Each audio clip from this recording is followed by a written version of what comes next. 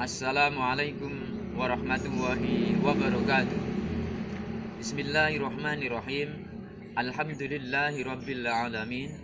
Wassalatu wassalamu ala asyrafil anbiya wal mursalin Sayyidina wa maulana Muhammadin wa ala alihi wa sahbihi ajma'in. Amma ba'du.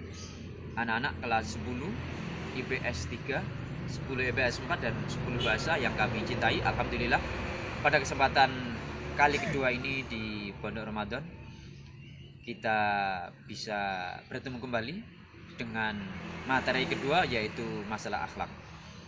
Dalam materi akhlak ini kami akan menyampaikan sebuah judul, yaitu tentang berbakti kepada kedua orang tua. Silakan kalian bisa melihat surat Luqman, surat nomor 31 ayat 14. Bersama-sama kita kaji. A'udzubillahi minasyaitonirrajim. Wa wasainal insana biwalidayhi hamalathu ummuhu wahnan ala wahni wa fisaluhu fi amaini anishkurli wa liwalidayhi. Luqman ayat 14 menyatakan, wa wasainal insana biwalidayhi, dan kami Allah berwasiat kepada manusia, hamalat ummuhu wahnan ala wahnin,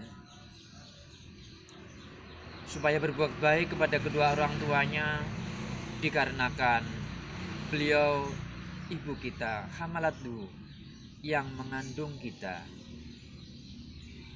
wahnan ala wahnin, dalam keadaan susah dan payah. Lebih kurang kalau kita hitung sekitar 9 bulan 10 hari seorang ibu mengandung anaknya sebelum lahir ke dunia ini. Itu alasan pertama kenapa Allah SWT mewajibkan bagi seorang anak atau umat manusia untuk berbuat baik atau berbakti kepada orang tuanya, khususnya ibu.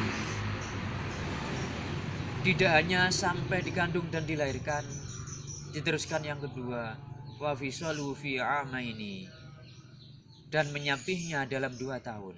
Setelah dilahirkan, seorang anak tidak dibiarkan begitu saja, melainkan disusui, diberikan ASI kepadanya, kepada anak-anaknya, sehingga anaknya bisa hidup dan mengalami hidup dan kehidupan selama kurang lebih 2 tahun lamanya. Setelah 2 tahun, seorang anak dihentikan dari air susu ibunya untuk selanjutnya dikasih dengan air susu yang lain sebagai makanan tambahan, sehingga si anak ini bisa tumbuh dan berkembang sebagaimana manusia-manusia biasanya yang wajar.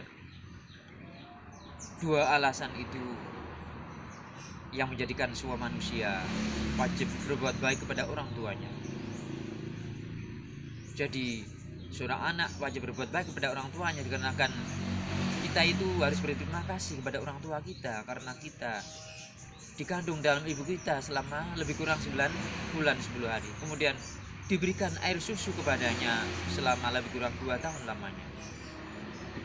Itu 2 hal minimal penyebab kenapa kita diperintahkan untuk berbakti atau berbuat baik kepada kedua orang tua kita.